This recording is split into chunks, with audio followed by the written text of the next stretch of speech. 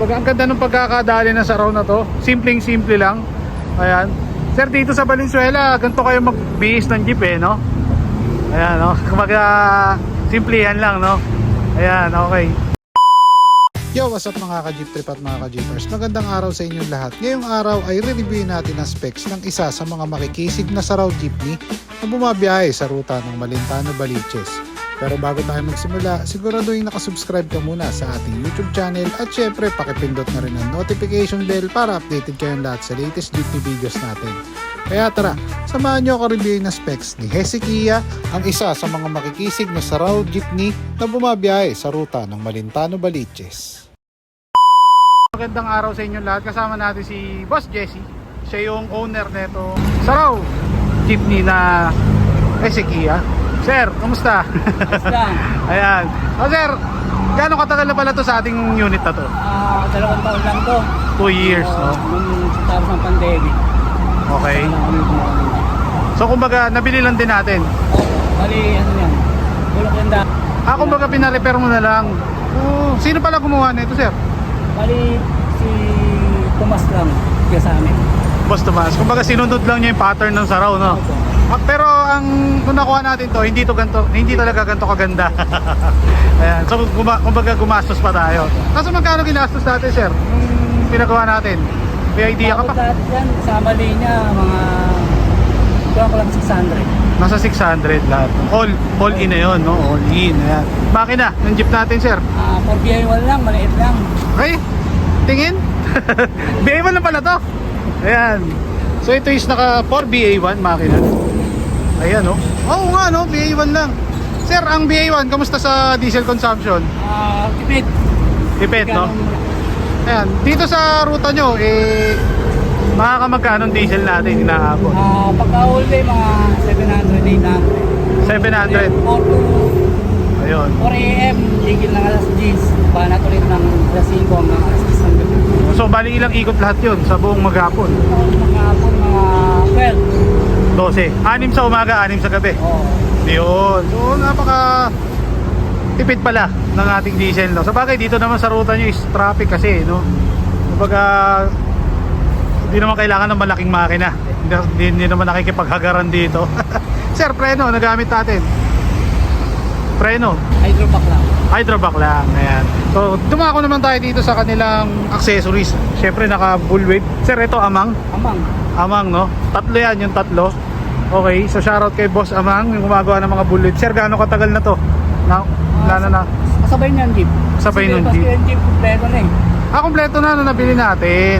Then, nilabas ko. Ayun, okay. So, next natin, syempre, gulong. Ayan. Ang gulong nila, sir. Sir, ako, nahihiwagaan ako rito sa ruta nyo. Gaano katagal inaabot ang gulong bago kayo magpalit? Kung last na ano ko yan, isang taon, yung unang palit ko. Isang taon? Pero Bago. hindi yung gulong na kasulina. Ayan. Kasi dito, sir, di naman talaga no? Hindi masyadong gamit, no? Ayan. So, next natin, naka-high ace na upgrade. Sir, to kasama na to. Yung ano, nilabas. Nung nakuha nyo. Ayan. Okay, wala yan yung ano. So nabili nyo lang din. Ayan, okay. Shout out, Boss Kulas. Uy, galing kay Boss Kulas to. So, shoutout kay Boss Kulas. Ayan. So, nadali ni Boss kay, Boss Kulas. So, dito naman tayo. Next natin, syempre, saraw bumper. Ayan, nakasaraw bumper si Boss Hela. Ang ganda ng pagkakadali ng saraw na to. Simpleng-simple lang. Ayan. Sir, dito sa Valenzuela, ganito kayo magbihis ng jeep eh, no? Ayan, no? Kumbaga, simplihan lang, no? Ayan, okay.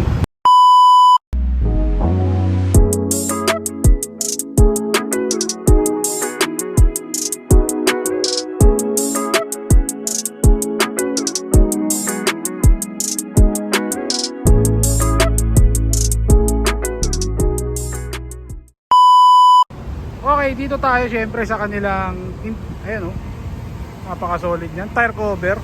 Sir, yung tire cover natin na to, sir, pang 650 to, no? Pang 700 yan. Pang 700, pero parang 650. Parang makitid, no? Pero eto sa natin to nadali, kasama na ba? Hindi po, nabili mo sa Laguna. Sa Laguna. Karamihan kasi talaga mga nabibila ng ganito sa Laguna. Binyan, sir, no? Apo. Mabinyan.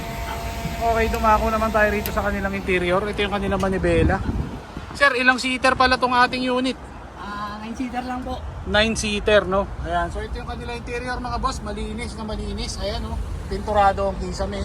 Siyempre naka-putlong. Ayan, tawag dyan is putlong. Ayan. And then naka-single. Sir, pang anong kotse to?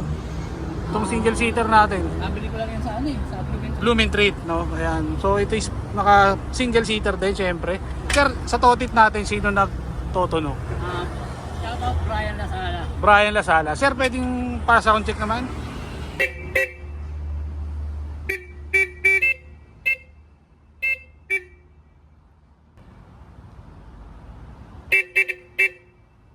Yun. Napaka-solid niyan. O sir, yung totit natin, vintage yan. Hindi po, ano lang, iran lang. Ay me, iron lang no, pero pag tumunog kala mo vintage. Yan ang ano, yung mga sikreto ni Boss Brian eh, no. Ayan, naipamana ba sa kanya ni Papa P? Ay, meron po, lahat po, nakapamana. Naipamana na, no? Naipamana ni Papa P sa kanya. So itong jeep na to is member ng Team Row 4 Hydrographics, sila Boss Jack yan, saka Boss Company. Ayan, okay. So, tumako naman tayo rito sa kanilang likuran. Ayan. Siyempre naka-NSR na tapis si Boss. Okay. Ito ang kanilang likuran mga boss. Ang linis. Ayan. So ganito ang mga jeep sa Valenzuela. Okay. Napaka-solid niyan. Shout out kay Boss Amang. Siyempre, Boss Kay Amang. John Brian Lasala. Okay. Kay Kusina ako at kay Justin. Uy, Justin! Guzman! Si Boss Once! Lupit. Kaya Ayan. namin. Lang. Paano pinakamalupit?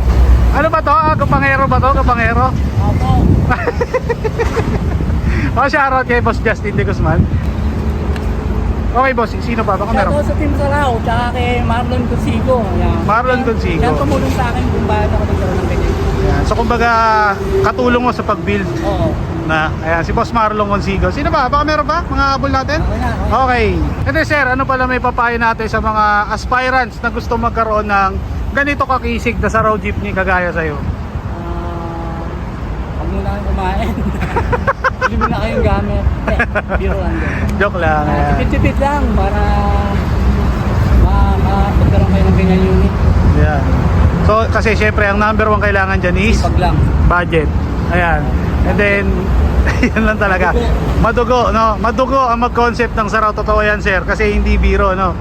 Dahil yung mga pyesang inilalagay dito is may mga value talaga. Medyo mataas ang value, no? Ayan.